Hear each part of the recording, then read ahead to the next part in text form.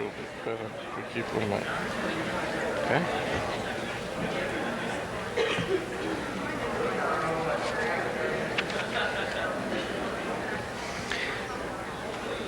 Good afternoon, and welcome to the second day of convocations here at NIC. My name is Tim Rarick, and it's my pleasure to introduce our guest speaker today at noon hour. When I first met Matvei here just a few minutes ago, I asked him about the pronunciation of his name, and he said, "Don't worry about the pronunciation of my name, just tell him I'm a Russian spy." I think that is going to set the tone for what we are about to hear. If there's a common thread that goes through a lot of what we have done with convocations in the first couple days and through the remainder of this week, oppression is certainly a theme. And although oppression is not in itself a very humorous thing, there are some humorous things that come out of that, and I think we're going to hear some of that today. Before I introduce Matvei, I wanted to make sure that you are aware that he has a new book out, and he said that immediately following his presentation that he's going to be in the bookstore at NIC and willing to part with some of these and autograph them even. Matvei Finkel was born in 1948 in Moscow, USSR, Moscow. He lived there until he immigrated to the United States September 5th, 1987, so he's pretty recent. Matvei's arrival into the U.S. ended a 10-year struggle to leave the USSR to join his American wife, Susan, and their daughter, Emily. Presently, he lives in Spokane, Washington, with his family. He works as a lecturer and a writer and a consultant on Soviet-related topics, and he's visited over 40 colleges and schools throughout the Pacific Northwest to share his experiences of living in the USSR. And it's my pleasure to introduce him to you today, Matvei Finkel.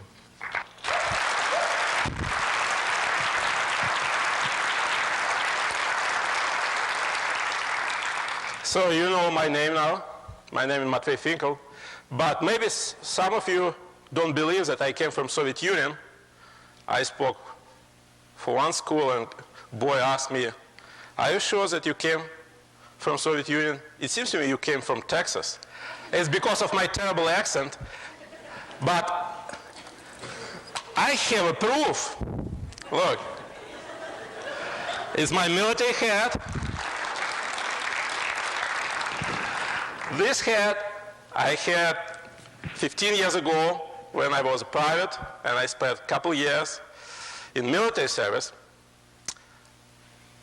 So the question, how I came to the United States, and I know the couple hours before, the speaker told you a lot of things, depressing things maybe about the sexual abuse. So I don't have such a story. So because most of my story is a love story. How it happens that I came to the United States? You have to understand, it's not typical for Soviet people to go abroad. It's not typical that they can go even to another socialist countries.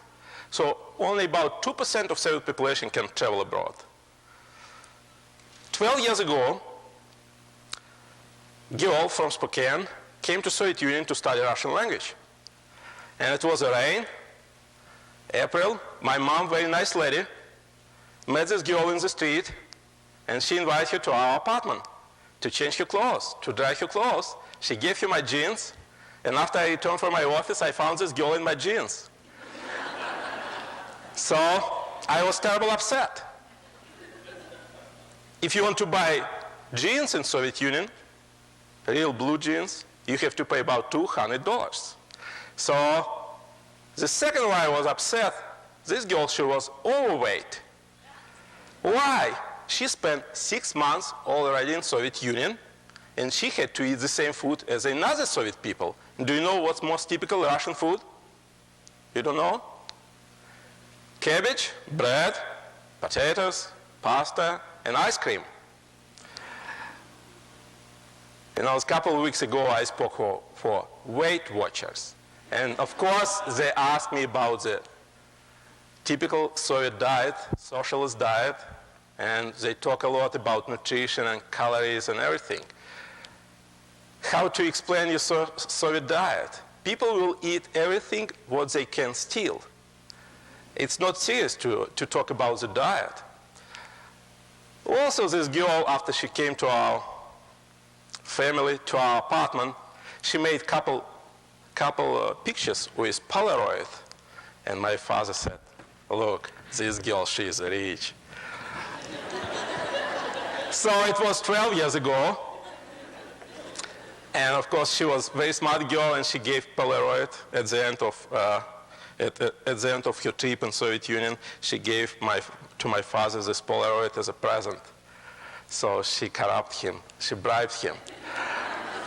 And it was 12 years ago. A couple days ago, I spoke in Montana, and it was one guy. He was a veteran of Vietnam War. He visited Soviet Union, and maybe you read this article. And he made a lot of pictures with Polaroid, and again, people were real surprised with American technology, or maybe with Japanese technology. So, and look, it was 12 years ago, and now, so still nothing changed in Soviet Union. So after this girl, she left Soviet Union to United States, and can you imagine my surprise that in a couple months, I found a letter with American stamp in my mailbox. And of course, I was really afraid. So I didn't answer the first letter. After she wrote me the second letter, and now she continued to say that I start to write her letter, but you have to believe me. She wrote me the first letter. And I answered her back, I answered her. And she sent me a couple books about the United States. And in a couple months after, in my mailbox, I found a postcard from KGB, from secret police. They sent me a postcard a week in advance. This is how they like to do, just to give you a hard time. They invite me to KGB to talk about my American connections. But it was no connections, you have to understand. She was in the United States, I was in the Soviet Union. But now I have to thank people from KGB. They just opened my eyes and they pushed me to the right directions.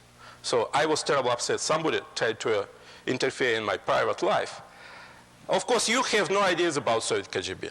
Soviet KGB, it's not the same that it was 50 years ago when they killed maybe 15 million or 20 million people. But still, even now, people are afraid of KGB.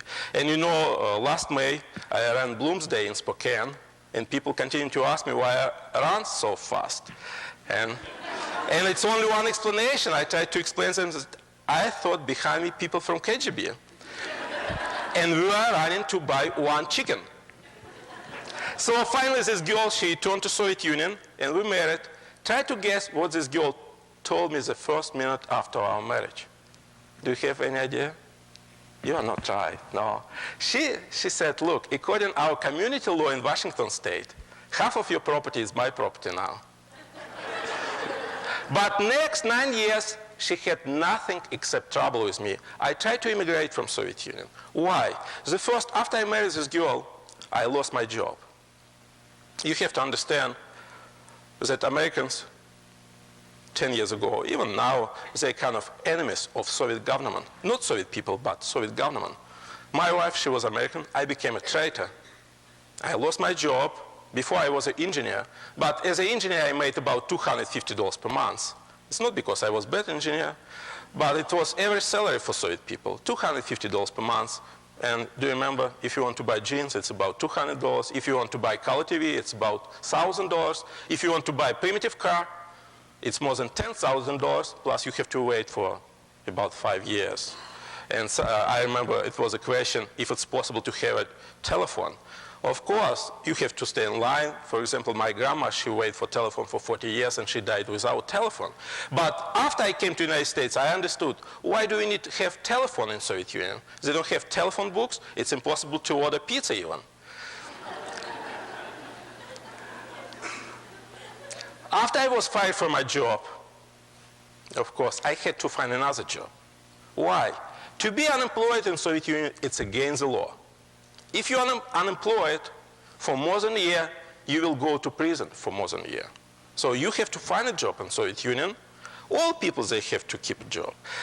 Nobody want to hire me as an engineer. Finally, the same, very hard to explain how it's happening in Soviet Union. So I will use just the word finally. my father bribed somebody, or he found another friend. So I found a job with a repair business to repair umbrellas, skis. It was a real interesting job. We know about Soviet economy, but what Americans, they don't know, they have a couple different kinds of economy. Normal Soviet economy and underground Soviet economy. So when I start to work for a repair shop, I start to work for underground economy. All people, if they're working for hotels, food store, repair shops, and another businesses, they're working for underground economy. What does this mean? For 2 hours a day, I work for government. For the rest of the day, I work for myself.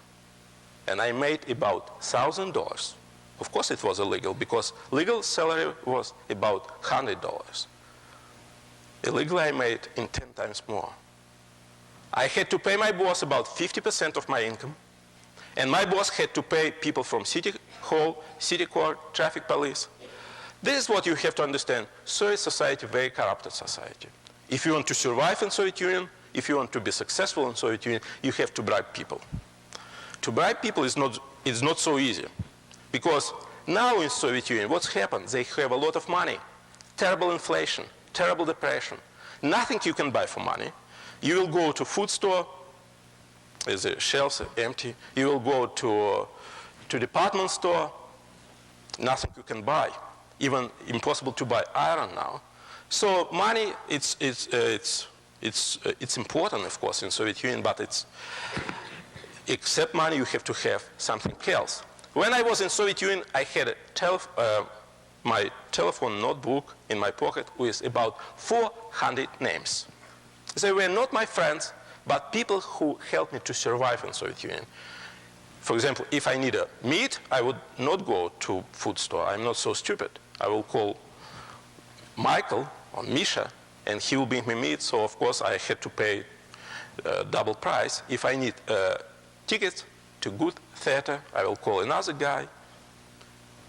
The same, if you want to bribe somebody, nobody wants to accept money now in Soviet Union. I remember when we were trying to find a flat for my sister who just married. So the guy who gave us permission to buy a flat, he said, okay, you have to pay me about $1,000, a little more than $1,000. But I don't need your money. You have to bring me furniture. Of course, to buy furniture, you have to bribe somebody. But how to distribute the furniture? So you have to find somebody to bribe him and find a truck. So it's very complicated in Soviet Union. But of course, when I lived in Soviet Union, I knew how to survive. And now even in Soviet magazine, you can find information about this time 10 years ago. And they call this time of stagnation. This is a time when Brezhnev was in power, very old guy according to Soviet standard. You know, in Soviet Union, if you are 55, 60 years old, you are old. So he was about 60 years old, and he really enjoyed his life in Soviet Union. He liked fishing, he liked hunting, but he was not interested to be a president or general secretary. And something was wrong with his teeth. So for people, it was even impossible to understand what he's talking about. So he was a real nice guy. Did you watch Olympic Games? Did you? You know, in Soviet Union, they had Olympic Games 9 years ago, and Brezhnev had to open Olympic Games with big speech.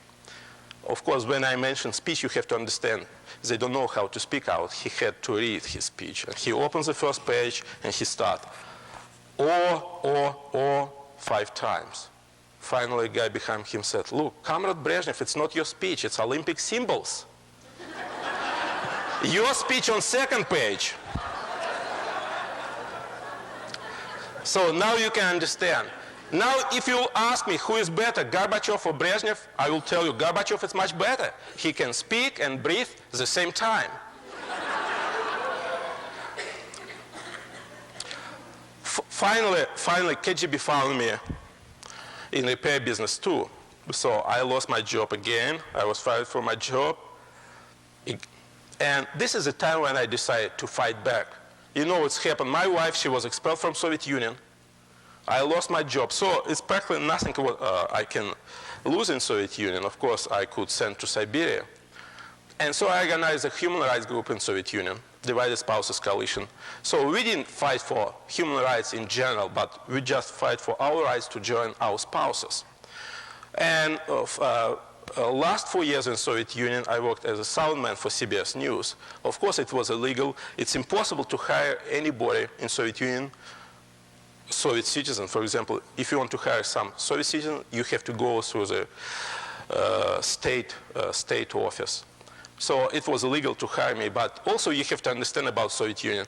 Everything illegal, everything forbidden in Soviet Union, but nothing impossible. So I started to work for CBS News, and I met very interesting people, and this is my English language, because when I was a student, I studied French, and all my English from conversation with people from CBS News, from Michael Wallace on Cronkite. So if my English bad, you have to blame them. Finally, it was an interesting moment when my wife became pregnant. You know, when we are talking about Soviet Union, maybe you don't remember what this means for Soviet Union, Chernobyl. Do you remember Chernobyl? I remember very well, because 2 days after we found about Chernobyl disaster, we found that my wife pregnant. So 2 weeks after we married, we found about that Soviet Union invaded Afghanistan. So for you, 1979 December, it's nothing. For me, it's a date that I will remember forever, and I will tell my friends and my daughter. For you, maybe April 1986, nothing. For me, it's Chernobyl disaster, when we didn't know what to do for a couple of days. People in Soviet Union, on the one hand, they're really lucky. They didn't have information about Chernobyl. So what happened, my wife, became pregnant, and finally she left Soviet Union to the United States. And Diane Sawyer came to Soviet Union, and I started to help her as a kind of bodyguard. She came to Soviet Union to make a piece about Soviet education, about Moscow University. You know, in Soviet Union they don't have many universities, about 85 universities. It's not the same that in the United States. In each big city you can have even 2 or 5 universities. So Moscow University is the biggest and the best university. If you want to be successful in Soviet life, it's better to graduate from this university. And also, it may be a surprise for you, Moscow University is the most conservative school in Soviet Union. So after Diane Sawyer came to Moscow University, tried to interview people, it was practically impossible. Students, they didn't want to talk with her.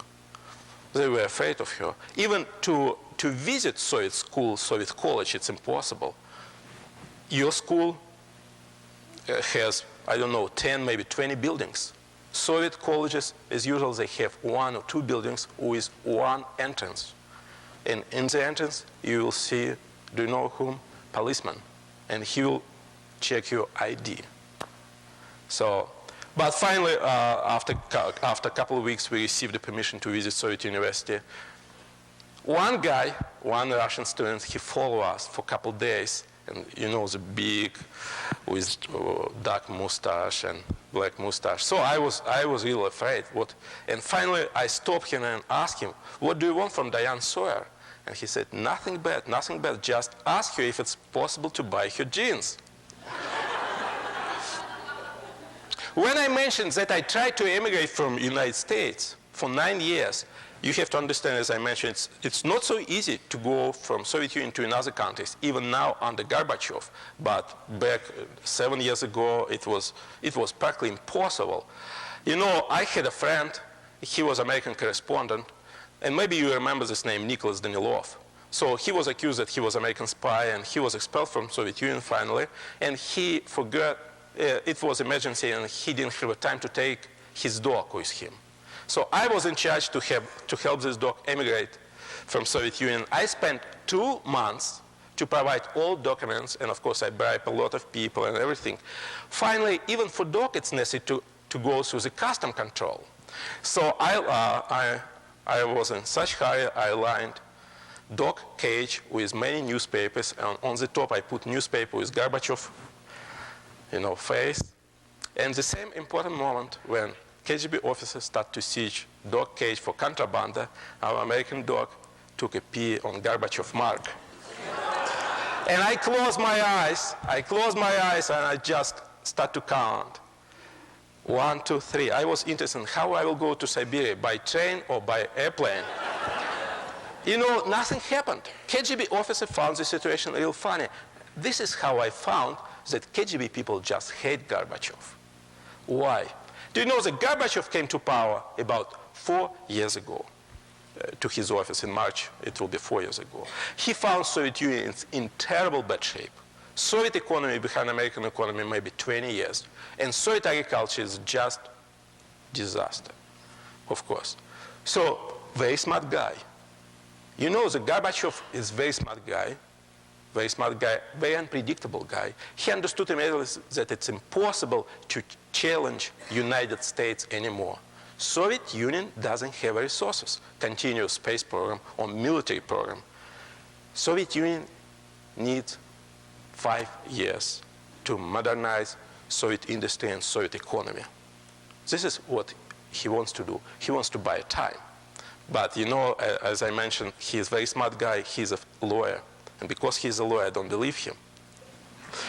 And in the United States, I found this joke. You know, the lawyers, they start to lie the same moment when they start to move their lips. Anyway, Gorbachev produced a lot of different reforms. And you know, I remember his first reform. He started anti-drinking campaign. You know, the Soviet people like to drink. Do you know what's typical drink in Soviet Union? What? Believe me, it's not the same as a gin and tonic. Smell terrible, terrible, just terrible. Why Soviet people they like to drink? You know, in Soviet Union they have more than 40% alcoholics in male population, and more than 15% women they're alcoholics. Why they like to drink? Why? But we can talk about terrible Russian history. 1,000 years of devastation, disaster, occupation, wars, and everything. They never had enough food. We can talk about shortage of food even now, shortage of medical care, shortage of schools and flats, apartments, everything. We can talk about cold weather. You know, in Siberia, it can be minus 85. Even in Moscow, where I lived, it's typical weather, it's about 30, 35. So we can talk about everything.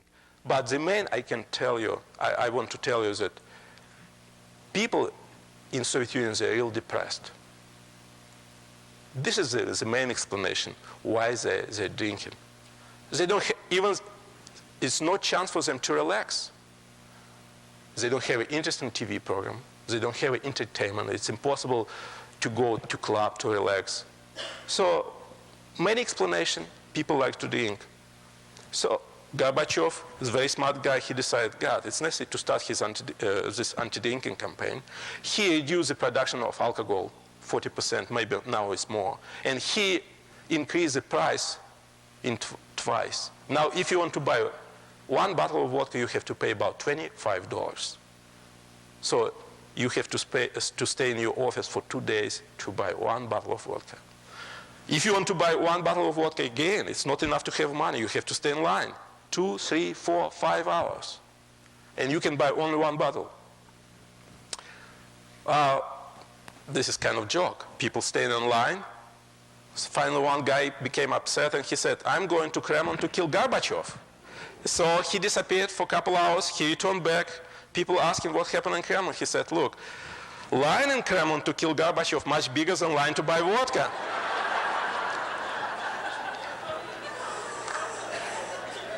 So now you can understand why Gorbachev is not popular. Why people, normal, simple people, they don't like him. He took their pleasure. In Soviet Union, they continue to say, we are drinking because for pleasure. Vodka is medicine. Vodka makes us warm inside. So this is only pleasure. In other Gorbachev reforms, they are more interesting. It's not so funny.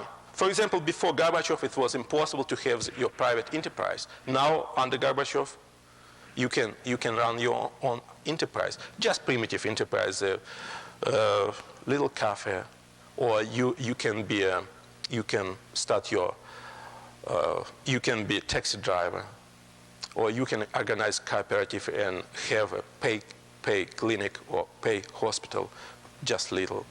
So we can say it's great. maybe they will have an open market now, and they will have a competition, so they will produce more consumer goods and everything. So people will make more money, and they're making more money now under Gorbachev. But what does this mean? People, they don't know how to run their own business. The last businessman was killed by Stalin maybe 50 years ago. They don't have books, they don't have scholars. Do you know what's the main difference between Soviet teenagers and American teenagers? Soviet teenagers are the same as American teenagers. They don't like to go to school, they like rock and roll music, they like parties. What's the main difference? They don't know how to play Monopoly. And what does this mean? Soviet kids, they have no idea how to make money. For Soviet kids, it's impossible to have part-time job.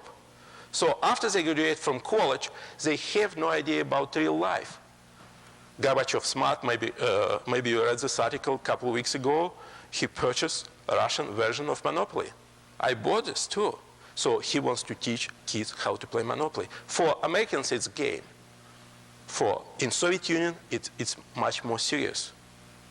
It's instruction, how to run your own business, how to be a businessman, because I still don't have books. So another his reform, I think it's real good. He invited American businessmen, it's not only American businessmen, but foreign businessmen, to start business in Soviet Union. And he gave them a lot of concessions and a lot of privileges and everything. But don't forget, you want to start your business in Soviet Union, you have to have a deal with Soviet manpower, with Soviet worker, who drank 24 hours a day.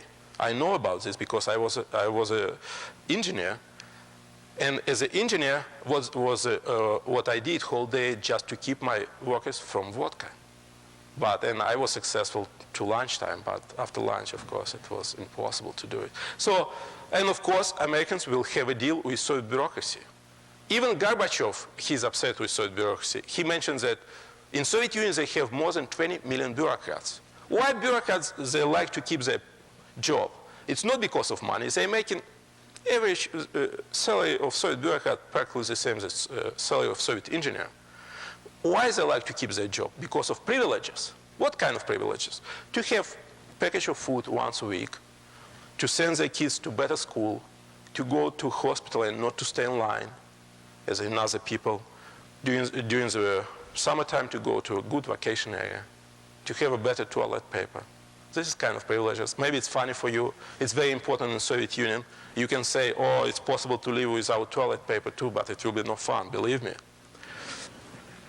So, of course, he wants to take their privileges, and this is the reason why he's facing another problem with Soviet bureaucrats.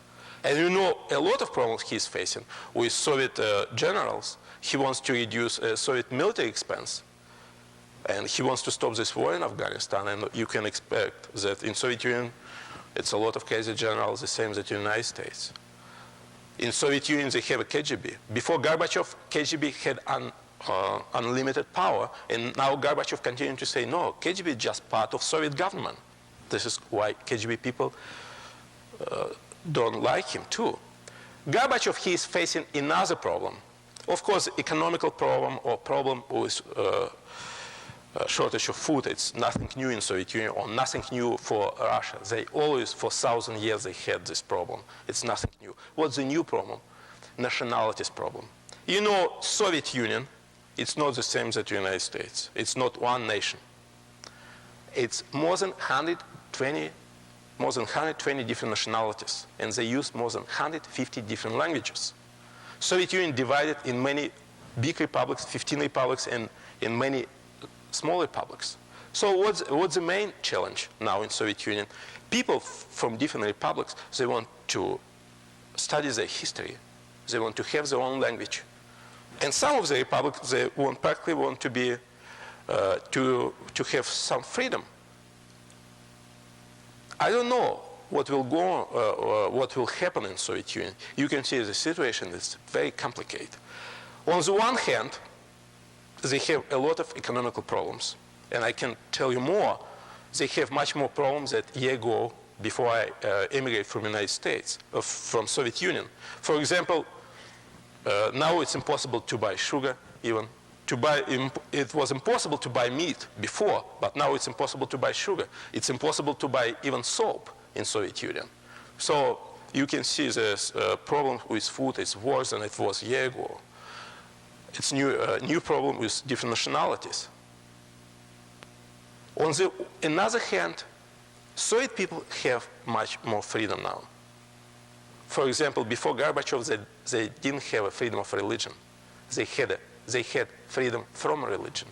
Now they can go to church in big cities. Of course, they don't have freedom in small cities.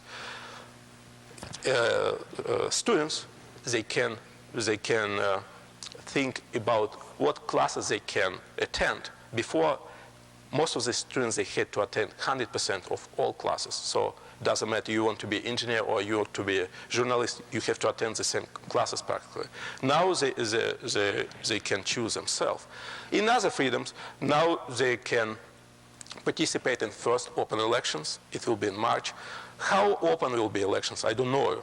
But as minimum, they will have 2 names on ballot. And this is a big progress for Soviet Union. It's new elections. They will have a new Congress in June. Congress will select president. Before, military people select president. Now, new Congress will select president. So we can see, on the other hand, they have much more economical problems than they had before Gorbachev. On the other hand, they have a little more freedom. So it's kind of joke. American doc is asking Soviet doc about life under Gorbachev, and doc said, look, my life is much better. My leash became 1 meter longer, but of course they took my food 2 meters away, but I can bark in each corner. But why people in Soviet Union a little upset with Gorbachev? Because he brought elements of capitalism to Soviet Union. As I mentioned, free enterprises. So that some of the people, maybe 1% of Soviet people, they're making much more money. So free enterprises, free market, competition. So now it's not just enough to make a production. You know how to sell the production. And you have to think about the quality of your production. Now they're talking about new income tax. You know, a couple of days ago, I was terribly upset. My wife explained me that it's time for me to pay my income tax in the United States. And so income tax, it's real complicated in the United States. In Soviet Union, income tax, it's 10, 12% flat. And people, they're paying $10 or $20. So it's not necessary for you to think how much you have to pay. In Soviet Union, in the United States, of course, income tax is very complicated, but I think it's much better to have an income and to pay income tax too. But now under Gorbachev, he said, okay, you can make much more money, but you have to pay income tax. If you are making more than $1,000 per month, you will pay 69%. Of course, it's a lot of people to go to underground economy back. Nobody wants to pay income tax. In Soviet Union, they had a first beauty contest. So we can see they have pay clinics and pay toilets.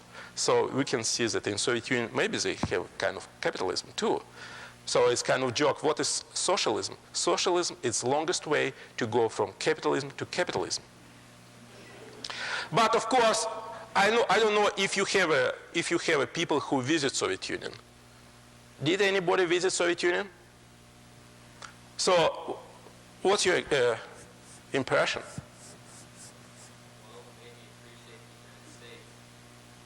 Yeah.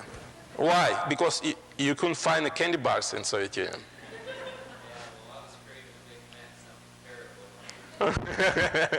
But of course, you have to understand, if you have a chance to go to the United States as an American tourist, you will live in the best hotels in Soviet Union, which were designed by French architects. You will have the best food that they had to import from another countries, even from New Zealand. And you will go to Kremlin, which was built 5 centuries ago. It's not Soviet life. If you want to know more about Soviet life, you have to stay with Soviet family. You have to go to Soviet public school, to stay in line to buy just primitive food for 3-4 hours, as my mom has to do. This is how you can find about Soviet life. But anyway, maybe in future you will go to Soviet Union. So I have to teach you how to say 2 words in Russian. Because I'm a teacher, I teach for Whitworth College, and now my students are so interested in the Soviet Union, so I have 4 classes. And 6 months ago, they had no classes. Now they have 4 classes. So you can see the Americans are really intrigued with Soviet Union. If you want to go to Soviet Union, you have to know two words. What's the main Russian words? Vodka. But the main Russian words you have to know how to say. Da, it means yes. And нет, it means no. But of course, you have to know how to say no. No, нет, нет. So now I want to tell you a joke, and this joke will help you to remember these words. If military officer says da, it's da. If military officer says нет, it's нет. If military officer says maybe, he is not military officer. And if diplomat says da, it's maybe. If diplomat says maybe, it's нет. If diplomat says нет, he is not diplomat. And do you know the end of the story? If young lady says нет, it's maybe. If young lady says maybe, it's da. If young lady says da, she's not young lady. So now you can go to Soviet Union. Now you can go to Soviet Union. And of course, don't be surprised that people will ask you some very primitive questions about your country. So, because they have no ideas about the United States. Most of the people in Soviet Union, they believe that United States, of course, terribly rich country, everything free in the United States, even Oldsmobile is cheaper than snow in Siberia. A couple days ago, I talked to my mom, and she asked me about what I had for dinner, and I just decided to make a joke, so I told her that I had hot dogs. And she said, God, if you have to eat dogs, it's better go back to Soviet Union.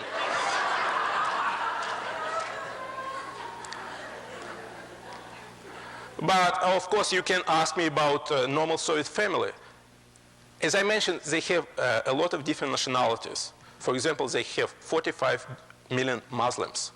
And of course, Muslim family even now has about 7-10 kids. But typical Russian family has about 1 kid or no kids at all. Why? I have only one daughter too. And one boy in school asked me about this, why I was married for 9 years, my daughter only 2 years old, and only 1 kid. So it was very hard to answer this question, so I told him that it's impossible to find disposable diapers in Soviet Union. Yes, if you have a kids in Soviet Union, you are real in trouble. It's nothing special for kids. If you are a woman in Soviet Union, you are in big trouble. Nothing special for women. Of course, you will not have a good career in Soviet Union.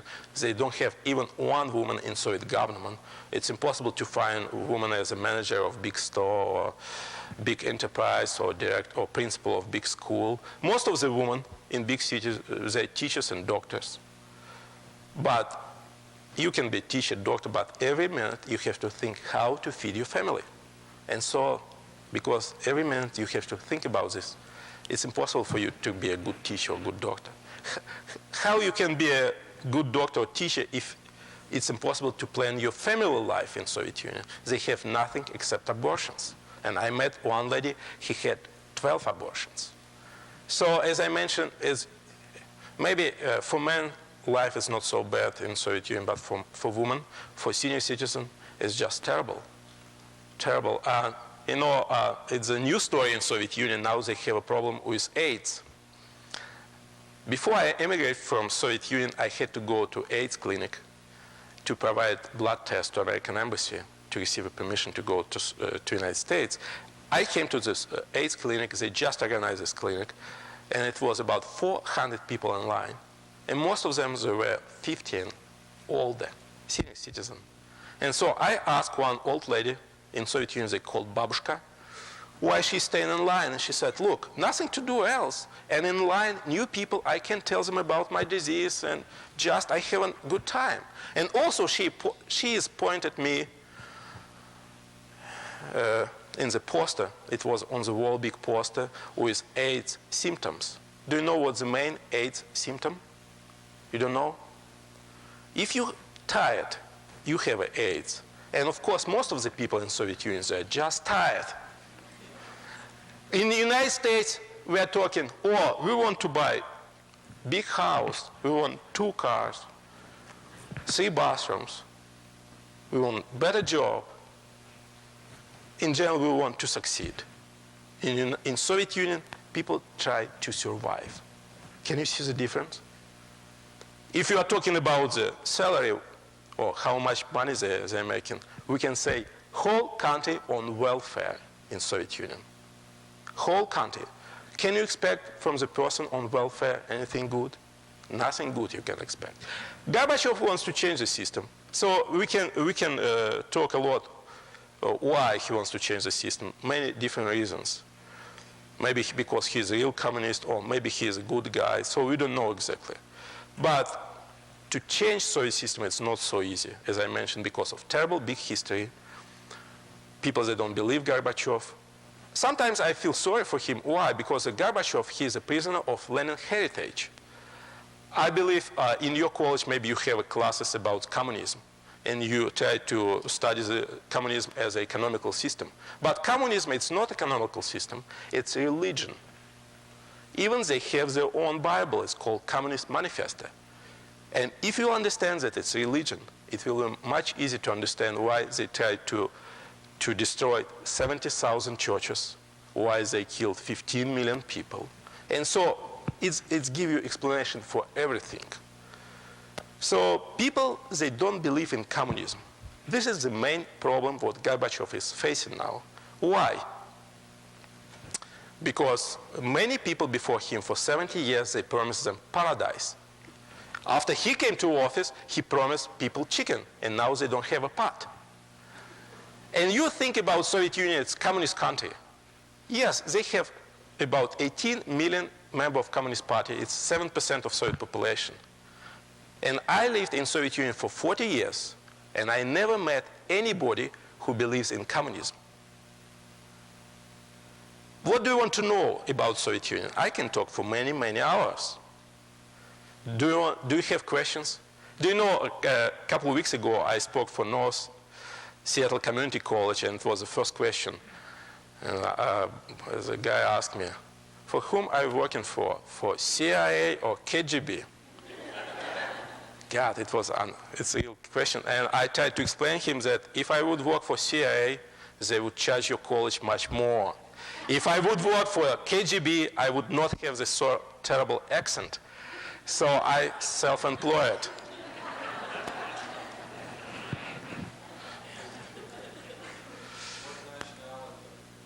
It's a good question. This is the first question they're asking in Soviet Union when you want to attend good college or when you want to find your job. I'm a Jewish. Of course, if you are Russian, and majority of Soviet population, they are Russians. It's about 60%, 65% of Soviet population, they are Russians. So you are in much better position. Russians, they occupied the best job in Soviet Union, and majority of Communist Party, they are Russians. So a Jew, this is a problem what in other minorities they're facing in Soviet Union. So if you are not Russian, you can face extra problems, extra problems. Will that change the Soviet Union more than anything like what is going on in Idaho? Will that change? I don't know how fast it will change face of Soviet Union, but it's good. You mentioned it's very interesting question. Do you remember I mentioned that couple republics, they're talking about independence, and Litva is one of the republic. It's small republic, but they were independent 50 years ago. So some people still remember about the life before Russians came to this republic. And their industry much better than Russian industry. So they believe if they will have independence, they will have much better life. So of course, you have to understand, for Jewish people, the life was not so easy. Why? Because they didn't have their own republic. For people from Litva, if you are in your republic, life for you is much easier if you will try to go to Moscow, for example, or to Russia. So if you have your own republic, for you it's better to stay in your republic and not to move to other places.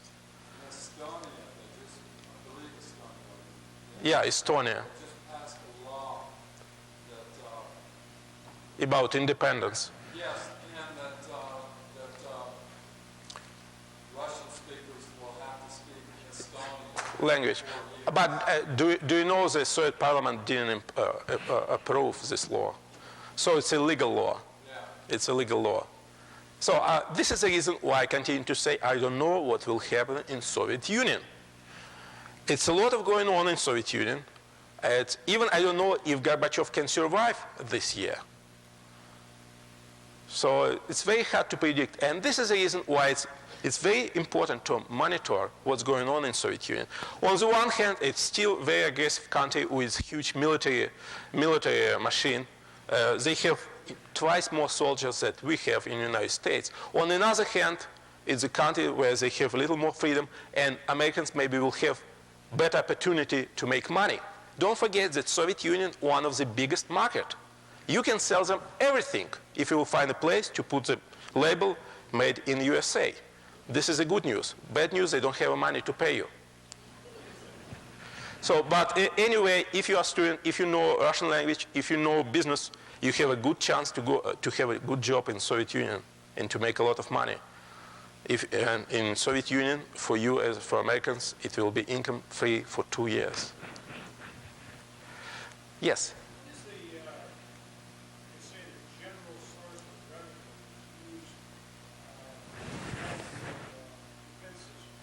General source of revenue before Gorbachev, it was vodka.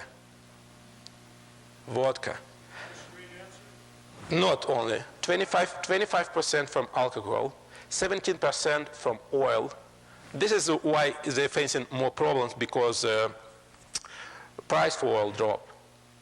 And of course, income tax, but it was not the main. And the main, they could paint as much money as they want, to print as much money as they want. So even they don't know how much money they have in Soviet Union. It's terrible inflation. Now they're talking to change money. This is what they will do next year. And this is the reason why some Russians are real depressed with this. In Soviet Union, now how they want to change money? If before reform you had 100 rubles, after reform you will have 10 rubles, or maybe even 1. But Gorbachev promised people 1 ruble will be the same good as 1 American dollar. Did anybody try to change dollars? Did anybody ask you to change dollars? Not really change dollars, but they want to buy, like people try to buy a watch. Yeah. One guy that was in our group sold a pair of $10 tennis shoes for 600 rubles. So if you go as a tourist, you have to change your money officially. And for $2, you will have just a little more than 1 ruble. But in the street, people will stop you and will say, for your $1, we'll give you 8 rubles. So now you can understand they have a terrible big inflation in Soviet Union. Terrible big inflation. But the main revenue for space program and military program, they spend about 60% of their all money, of their all products to build big military machine in space program. This is the reason why they don't have enough consumer goods. And they concentrate in this field the best engineer and scientist. The same happened with Soviet sport. They select the best kids, and now they spend a lot of money. Of course, if you are a sportsman in Soviet Union, this is the best job what you can find in Soviet Union. You can travel abroad, you can buy consumer goods in the United States, you can return back, and you can resell, and you can make a lot of money. You can retire when you are 30 years old, and government will find a good job for you. Do you know what's the best job in Soviet Union? To be a bartender. You can make a lot of money. So now you can go to Soviet Union. You are really ready? Yes?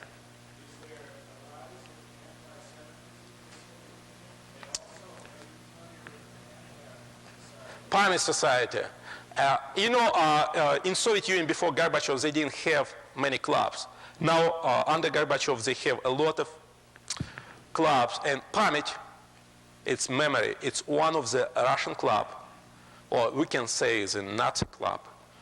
And they have a big program just to make from Soviet Union a big concentration camp, to expel all another nationalities from Soviet Union, or killed another nationalities. And still people, they don't understand who is giving them money. So, and they're very aggressive people, and they have even their special uniform is a permit memory. Yes. But I think KGB, who has the money? Of course, simple people, they don't have money. KGB gives them money. KGB teach them how to fight karate. But of course, for me, from the United States, very hard to check this, but somebody gives them money. Yes?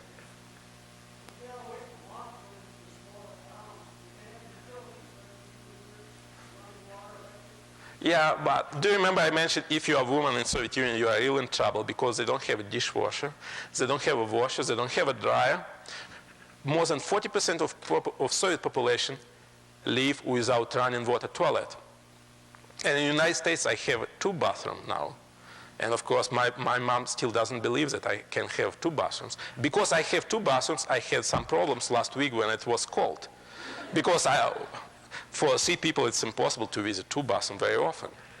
And in Soviet Union, we had 1 bathroom for 2 families, so it was a very warm place, believe me. Yes?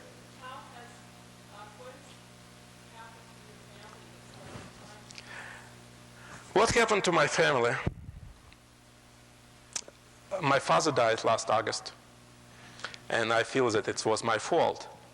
Why? Because before, when I was in Soviet Union, I bribed doctors, and they found for him a good hospital.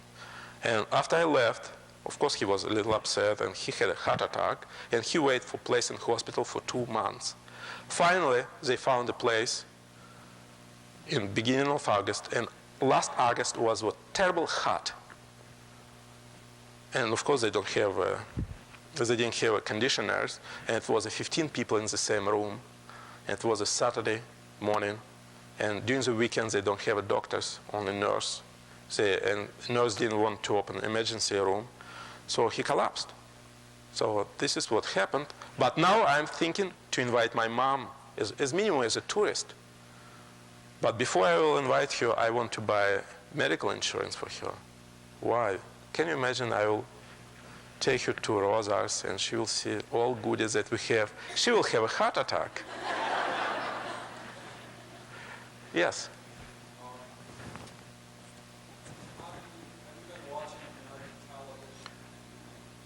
I try not to watch, but you know, it's funny. When you came to the United States, how did the vitality of the population feel to you? I've traveled to other places, to say like Guatemala or Jamaica, where people don't have enough to eat, but until they're a certain age, like many of the people seem very, very strong and very vital.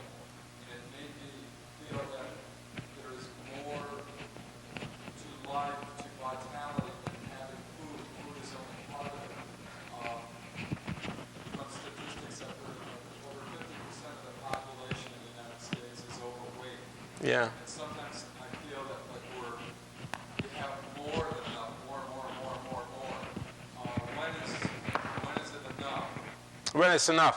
You know, I can tell you that I had a problem with stomachs only for 5 days after I moved to the United States. So I ate too much. But after, of course, I understood the food is not the main. The freedom is the main. And this is a problem. So I had much more problems with freedom than with food. Because I think we have too much freedom in the United States. And some people, they try to abuse the freedom. And maybe this is the explanation why we have a lot of problems with child abuse, with rapes and everything. So, but to understand more about freedom, it's only one way to go to countries where they don't have a freedom. And you will appreciate freedom in the United States. Yes? People in Soviet Union, they're real lucky. They have no ideas about the criminal rate, or about suicide rate, or about divorce rate. In Soviet Union, it's impossible to find any statistics. You know, I can give you another example. When I worked for CBS News, the Cronkite came to Soviet Union. He wants to make a piece about Soviet babies.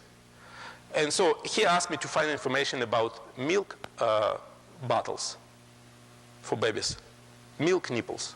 So, and I tried very hard, and So of course, nobody want to give us information. Finally, in 2 months after he left, we received a letter from Soviet government, and they mentioned information about milk nipples. It's secret information.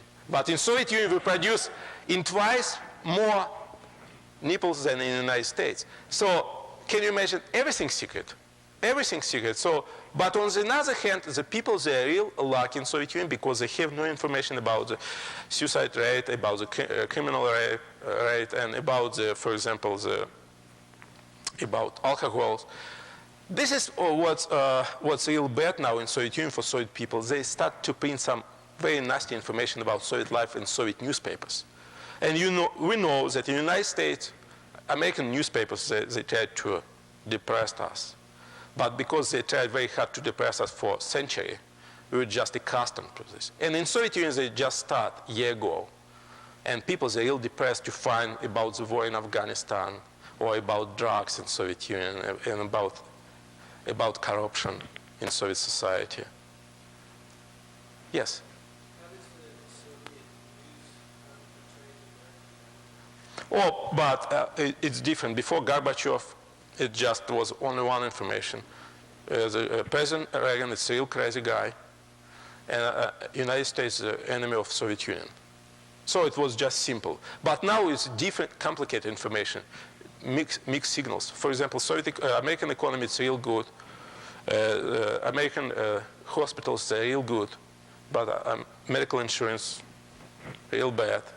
So colleges real good, but you have to pay for college. So it's mixed information. Even it was big articles in Soviet magazine about about American army. You know, in Soviet Union, if you are a boy and if you're 18 years old, you have to join military service for 2 or 3 years, without exception practically. And now they're talking, why do we need so big military machine? So maybe we'll pay more our soldiers. When I was a soldier, I had only $5 per month. And they will be better soldiers, and we don't need so many soldiers. Yes?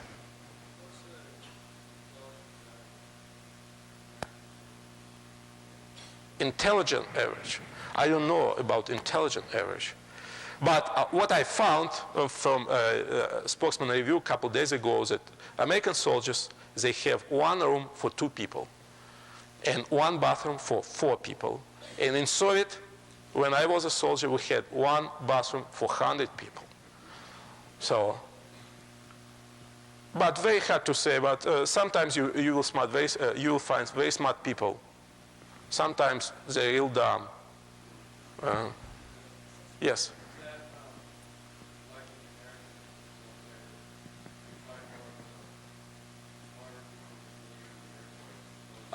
You mean between Navy and infantry and everything? Yeah, I think in Air Forces is better people. But they're making much better money. And their food in 3 times better than infantry. Even they can have a chocolate. And when I was private, we had only mash and fat, nothing else. Of course, if you have a chocolate, you are real smart. Yes? What do you think of the court systems here in But America? you know, the justice is too general, but I can tell you about one time I visited prison in Yakima, jail in Yakima. And before I was so unhappy, I spent a couple of days in Soviet jail, so I can compare. So your jail is a kindergarten. So when I found that it's possible to watch movies or watch TV and possible to call somebody, and you will have a cell for a room for 2 or 5 people, and your food is much better than even students can have in Soviet Union. So, and in Soviet Union, if you are in jail or if you are in labor camps, they don't like to keep people in jail because you have to do something. Soviet labor camps, very profitable. By the way, I brought a Soviet magazine, and this is one of the last magazines that I could find in my college. And this is a big article about Soviet justice system, about labor camps, and you will see, you can compare. In each labor camp has to make 28 million a year. In Soviet Union, it has to be very profitable. How? The people, they have to work for 12 hours a day. They have a food only for 75 cents a day. and their salary $1 a day. And of course, they can see their relatives only every second year for a couple days, and you will see the room. They can have a package with food every third year, and they can send only 3-4 letters a year. So how to compare? In Soviet Union, they don't have a jury.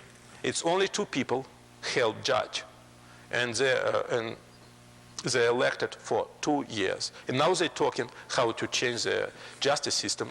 They're talking about it's better to have about 12 people. So, but of course, it's impossible seriously to talk about Soviet justice if it's even impossible to buy criminal court book in Soviet Union. Even for policemen, it's impossible to have a book with Soviet laws. So if you want to know about your rights in Soviet Union, no place that you will go. In libraries, they don't have this book, impossible to buy. It's impossible to find a lawyer in Soviet Union. You know, in Moscow, where I lived, in Moscow, Soviet Union is a little bigger than Moscow, Idaho. It's only 9 million people. For 9 million people, they have only 1,000 lawyers. So practically you can say, you don't need a law, because it's not justice. But they're in process to modernize different Soviet institutions and justice too. Yes?